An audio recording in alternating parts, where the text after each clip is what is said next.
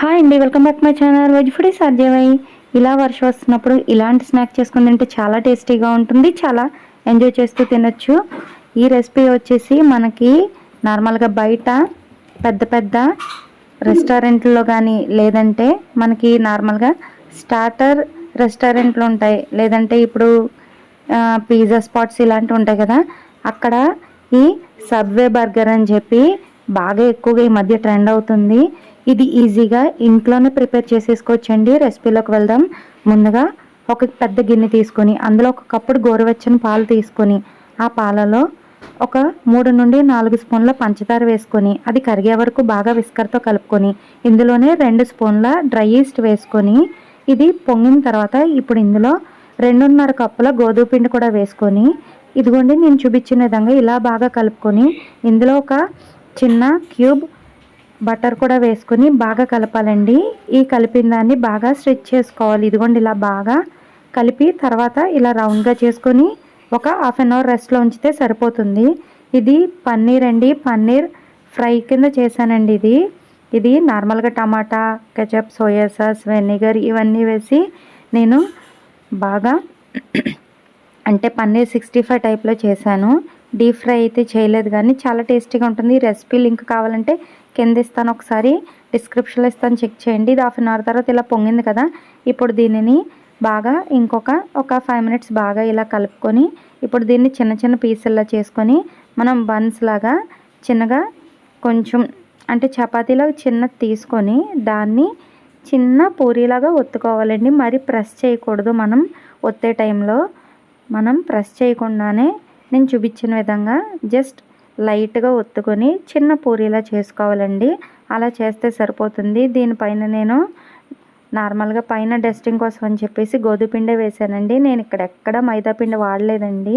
ఒకసారి మీరే చెక్ చేసుకొని మీరు గోధుమ పిండితో ట్రై చేసి చూడండి. ఇదిగోండి ఇలా పూరీలా చేస్తే సరిపోతుంది.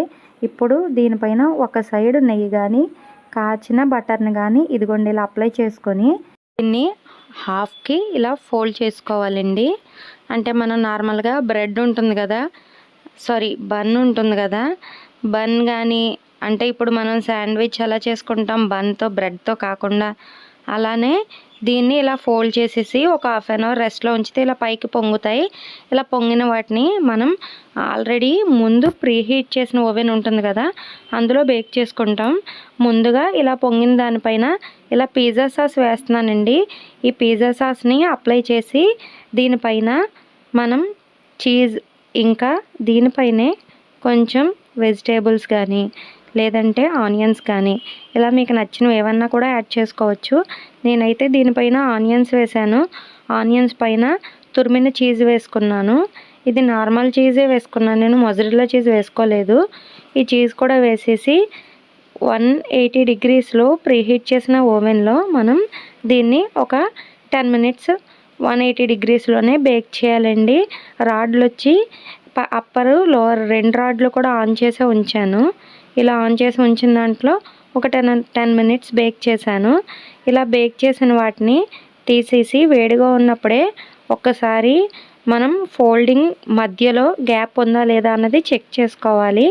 అలా చెక్ చేసుకున్న తర్వాత మనం ఆల్రెడీ పన్నీర్ ఫ్రై కింద చేసుకున్నాం కదా దాన్ని స్టఫ్ చేస్తామండి. చూడండి ఇలా దీనిపైన ఇలా చీజ్ వేసేసి ప్రీహీట్ చేసిన ఓవెన్లో ఇంకా డైరెక్ట్ బేక్ చేసేయడమేనండి. ఇలా బేక్ చేసిన వాటిని మధ్యలోనే మనం పన్నీర్ అన్నది స్టఫ్ చేసుకుంటాం.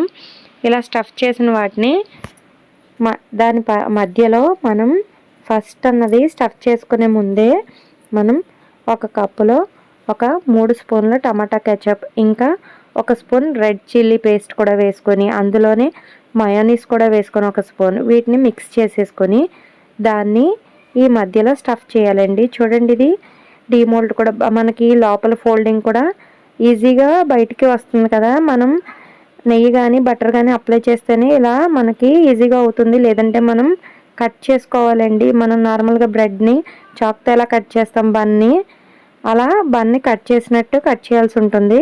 మనం అదే బటర్ కానీ లేదంటే నెయ్యి కానీ అప్లై చేస్తే ఇలా ఈజీగా మనకి నార్మల్గానే మనం ఫోల్డ్ తీస్తే ఈజీగా అయిపోతుంది. ఇప్పుడు ఇందులో ఈ tomato ketchup, red chilli sauce, mayonnaise ఈ పేస్ట్ ఉంది కదా దీన్ని లోపలంతా అప్లై చేసుకుని తర్వాత మీకు నచ్చిన వెజిటేబుల్స్ ఏమైనా యాడ్ చేసుకోవచ్చు. క్యారెట్ కావచ్చు, క్యాప్సికమ్ కావచ్చు, క్యాబేజీ కావచ్చు, ఇలా మీకు నచ్చిన వెజ్జీస్ ఏమన్నా యాడ్ చేసుకోవచ్చు. నేను ఇందులో కట్ చేసిన క్యాబేజ్ ఇంకా ఆనియన్స్ పెట్టి మధ్యలో మనం ఆల్రెడీ ఫ్రై చేసుకున్న పన్నీర్ ముక్కలను కూడా పెట్టేసుకొని పన్నీర్ ముక్కల్ని లోపల స్టఫ్ చేసుకొని పైన టమాటా కెచప్ కానీ లేదంటే మయోనీస్ కానీ వేసుకొని మనం సర్వ్ చేయడమేనండి. చాలా టేస్టీగా ఉంటుంది, చాలా బాగుంటుంది. ఒక్కసారి మనం బేకింగ్ రెసిపీస్ ఒక్కసారి చేయడం మొదలు పెడితే అస్సలు మీరు ట్రై చేసి కామెంట్ చేయడం మర్చిపోకండి. కొత్తగా నా ఛానల్ చూసినట్లయితే సబ్స్క్రైబ్ చేయండి.